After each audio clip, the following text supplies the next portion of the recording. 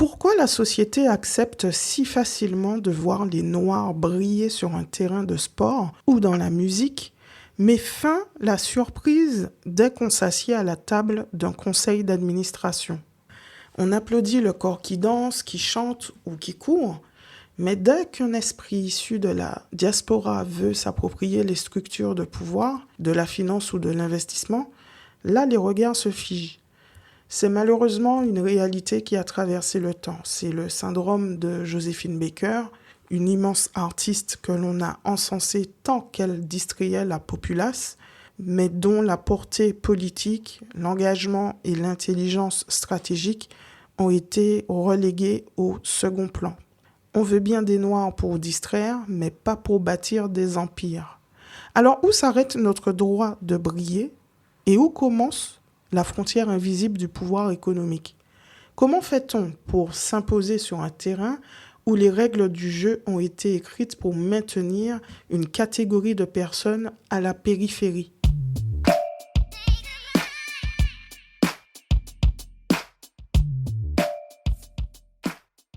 Bienvenue dans ce 8e et dernier épisode de la saison de l'art de ne plus s'excuser. Aujourd'hui, on gratte le vernis de cette illusion collective. Pour ce dernier épisode de la saison, j'ai voulu aller au cœur d'un sujet qui me touche de près, à l'intersection de ma vie professionnelle et de mes ambitions profondes, la souveraineté économique de la communauté noire. Face à ce plafond de verre, face à cette injonction invisible qui voudrait cantonner les Noirs au divertissement, la question n'est pas de savoir comment briser les codes, mais comment se protéger pour mieux construire. Et pour bâtir dans un monde qui vous attend au tournant, la première des stratégies, selon moi, commence par une discipline de l'ombre. On entend partout sur les réseaux sociaux le même refrain presque magique. Quitte ton CDI, prends des risques, lance-toi tête baissée, tu n'as qu'une vie, c'est en prenant des risques que nous arrivons au résultat, etc., etc. Comme s'il n'y avait qu'une seule route vers l'entrepreneuriat. On vous pousse à l'impatience. Personnellement, j'ai choisi naturellement une autre voie. J'ai choisi de rester salarié, de découvrir le monde des affaires à mon échelle, pas à pas. Et pendant longtemps, j'ai qualifié ma démarche de business en secret, entre guillemets.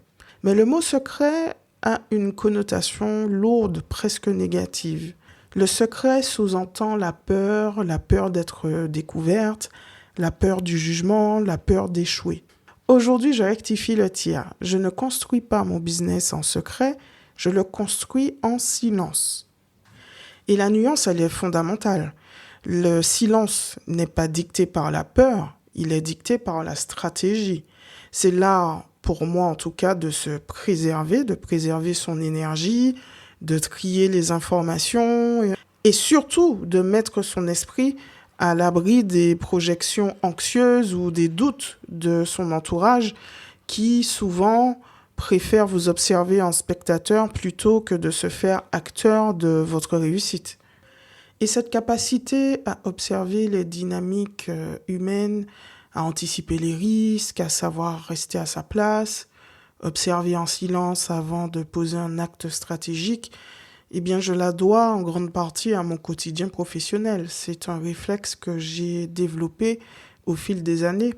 Mon métier de juriste me permet d'observer le monde des affaires au quotidien, donc j'ai l'habitude d'analyser les rouages, les règles, les contrats, de sécuriser les projets des autres. Jusqu'ici, ma posture, elle était celle d'un partenaire. Mais aujourd'hui, quand je me lance, j'enfile une toute nouvelle casquette et je change de prisme. Je passe de l'autre côté de la table. Donc je ne suis plus seulement le partenaire stratégique, je deviens celle qui a besoin de ce partenaire, celle qui doit tout apprendre du terrain, humblement, avec ses doutes et ses réalités qui demandent de prendre des décisions autres que juridiques. Et c'est ce bain d'humilité qui m'a poussé à choisir le silence, en tout cas pour le moment.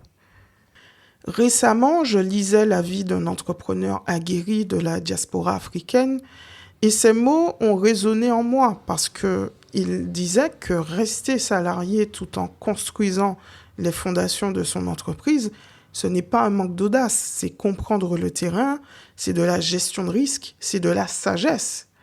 Et c'est plutôt rassurant de l'entendre parmi tous les discours qu'on a déjà entendus. Et c'est rassurant de savoir que ce qui me paraissait logique est en réalité une démarche salvatrice, une démarche de bon sens. En tout cas, à mon niveau, dans ma situation, alors que peut-être pour quelqu'un d'autre qui est dans une autre situation, il fera un autre choix, ce qui est tout à fait entendable. Mais c'est juste que, selon moi, il faudrait qu'on entende toutes les possibilités et non pas pointer du doigt les personnes qui choisissent une certaine sécurité, le temps de pouvoir étudier son sujet. Parce que disons les choses telles qu'elles sont. Quand on est une femme afrodescendante et qu'on subit déjà les biais ou les injustices ordinaires du monde du travail, comme j'ai pu l'évoquer dans les épisodes précédents, on n'a pas envie de donner des verges pour se faire battre. On n'a pas envie que notre ambition devienne un prétexte pour saboter notre quotidien au bureau face à une curiosité parfois mal placée des collègues. Donc, dans un monde qui semble parfois nous demander l'autorisation d'exister, choisir le silence temporaire n'est pas une soumission, c'est une sagesse. C'est protéger sa santé mentale, ses finances et son foyer. C'est un silence qui, par définition, est temporaire puisque une entreprise a vocation à être visible et ce silence est nécessaire pour choisir en tout cas son propre timing de déploiement. Mais ce silence, moi aujourd'hui, je le choisis pour les raisons que j'ai évoquées, mais il fait aussi écho à une autre forme de silence qui, elle, est plutôt subie, beaucoup plus historique et collective. Ce silence, il prend une dimension beaucoup plus profonde quand on l'observe à l'échelle de la communauté noire des Caraïbes à l'Afrique, comme nous l'évoquions d'ailleurs dans des épisodes précédents sur les dynamiques relationnelles. Si le système tente de maintenir les Noirs dans ce rôle de divertissement que je mentionnais en introduction, c'est pour masquer une réalité structurelle. Notre ligne de départ est historiquement asymétrique. Et pour illustrer ça, cela me fait penser à une vidéo qui est parue il y a quelques années, qui illustrait brillamment ce fait sous forme de course à pied. Plusieurs jeunes étaient alignés, mais en raison du passif historique, la ligne de départ n'était pas la même pour les afrodescendants qui partaient symboliquement avec 200 ou 300 mètres de retard par rapport aux autres. Alors certes, à force d'efforts surhumains ou de dons ou talents particuliers, certains courent plus vite et brisent les plafonds de verre et rattrapent ce fossé. Mais l'exception ne doit pas masquer la règle. La réalité structurelle, elle reste. Et là où d'autres communautés ont pu bénéficier de réparations institutionnelles et financières légitimes après les tragédies de l'histoire, ce qui est une justice historique absolue, la diaspora noire, elle gère ce retard sans cette bascule institutionnelle. Elle doit composer avec un retard de capitaux accumulés sur des siècles d'esclavage et de colonisation. Et si l'on prend la situation des Antilles françaises, qui est spécifique de par son économie, qui est insulaire et régie par un logiciel centralisé à 7000 km, et où en plus la concentration historique des richesses fige le terrain. Mais au quotidien, cette asymétrie prend un visage très concret. C'est un phénomène connu de nos parents et qui malheureusement persiste aujourd'hui.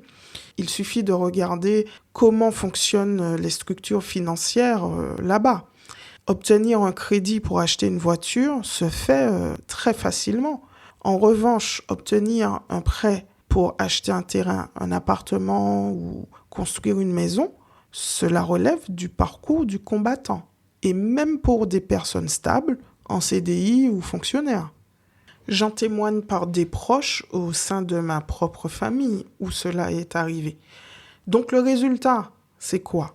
On se retrouve avec de magnifiques voitures au pied d'immeubles parce qu'on accorde facilement le crédit qui décote et qui maintient dans la consommation, mais on verrouille le crédit immobilier qui permet de bâtir un patrimoine et de transmettre un capital. Et ce verrouillage économique s'accompagne d'un déracinement de notre matière grise. Les jeunes qui réussissent les concours les plus prestigieux en médecine, dans l'enseignement, ils se voient systématiquement être mutés en hexagone, privés de cette possibilité de servir leur propre terre. Et pendant ce temps, des cadres extérieurs sont envoyés pour occuper ces postes aux Antilles et qui trouvent des logements et s'installent avec une facilité déconcertante. Donc c'est une manière de vider nos îles de leurs forces vives et de leurs compétences. Face à ça, il faut être pragmatique. Comment on peut parler d'investissement financier à quelqu'un dont le seul euro disponible doit servir à combler l'urgence immédiate de se nourrir? On ne peut pas demander à un peuple de placer son argent en bourse quand tout est fait pour le maintenir en mode survie. Le retard est réel et l'urgence est d'abord de stabiliser les bases pour pouvoir enfin jouer à armes égales. Donc malheureusement, force est encore de constater aujourd'hui que la société occidentale est encore dans ce biais du syndrome de Joséphine Baker, celui d'accepter le noir qui amuse, mais de moins tolérer le noir qui bâtit. C'est une façon subtile de le forcer au silence, là où se prennent les décisions sérieuses. C'est une façon subtile de le cantonner à la périphérie du pouvoir économique. Mais ce constat n'est pas une fatalité, c'est un point de départ. Et c'est précisément là que l'éveil s'opère. Aux États-Unis, cet éveil économique s'est structuré de manière très visible. La communauté afro-américaine a développé une conscience aiguë du Black-owned business, qui est devenu d'ailleurs un véritable mouvement depuis quelques années, notamment à Atlanta. Certains pourraient qualifier cette approche d'exclusive ou d'exacerbée. À mon sens, c'est simplement le mécanisme de défense qu'ils ont trouvé pour forcer le rattrapage de ces 300 mètres de retard. Ils ont compris qu'il fallait posséder les banques, les médias et les commerces pour ne plus dépendre du bon vouloir des autres. En France, le cadre légal et universaliste rend cette catégorisation officielle difficilement applicable, parce qu'elle pourrait être interprétée comme une forme de distinction ou de discrimination. Pourtant, pour avancer vers un véritable apaisement et une réconciliation durable, deux sujets fondamentaux que j'ai explorés en profondeur dans les précédents épisodes du podcast, que je vous invite vivement à aller écouter, il est essentiel de faire la distinction entre l'égalité et l'équité. Pour rappel, l'égalité consiste à traiter tout le monde de la même manière et l'équité, elle adapte le traitement en fonction des réalités et des besoins de chacun pour assurer une justice réelle. Et si on refuse l'approche communautaire à l'américaine, la question de la réparation et de la compensation de certains retards historiques devient inévitable. Sans politique basée sur l'équité, l'égalité seule ne va pas suffire à combler les écarts nés de l'histoire. L'éveil économique en France doit donc inventer son propre modèle, un modèle qui répare sans diviser, pour que la justice ne soit pas seulement un principe théorique, mais une réalité concrète pour la communauté noire. Parce qu'aujourd'hui, cette prise de conscience économique traverse l'Atlantique. On le voit à travers les mouvements du Back to Africa, par exemple. Et j'aspire personnellement profondément à ce qu'un jour, nous puissions parler avec la même force d'un véritable Back to Caribbean. Un retour non pas seulement nostalgique, mais un retour de compétences, de capitaux et de projets viables. La diaspora prend conscience aujourd'hui que notre force ne doit plus seulement être culturelle, elle doit être contractuelle. Nous devons passer de la culture de la consommation à celle de la production. C'est dans cette dynamique que je m'inscris et mes plus belles rencontres humaines, intellectuelles et professionnelles, je les ai faites au sein de cette diaspora vibrante. Des esprits brillants qui avancent, qui créent et qui ne demandent aucune validation extérieure pour exister. Notre unité économique ne se fera pas dans le bruit des revendications politiques ou des plaintes stériles, elle se fera dans le silence de nos accomplissements, dans la signature de nos contrats et dans la solidité de nos entreprises. En conclusion, je pourrais dire à mon humble niveau que pour l'entrepreneur en construction, le silence que l'on dit être d'or est pour lui un bouclier. C'est sur ces mots que se clôture ce chapitre de ce podcast, sauf erreur ou pas vraiment. J'ai conçu ces premiers épisodes comme une forme de clarification nécessaire pour poser les mots sur les mots, M-A-U-X. Maintenant que le vernis des évidences est gratté, il est temps pour moi d'appliquer mes propres réflexions, retourner un temps dans le silence constructif de mon laboratoire, observer, apprendre et continuer de bâtir. Je ne vous fais pas de promesses pour la suite, car la seule promesse qui vaille en affaires, c'est celle que l'on se fait à soi-même. Merci infiniment de m'avoir prêté attention et votre précieux temps tout au long de ce parcours. Prenez soin de vous, protégez votre énergie et on se dit à très vite pour, je l'espère, la lumière des résultats. À bientôt.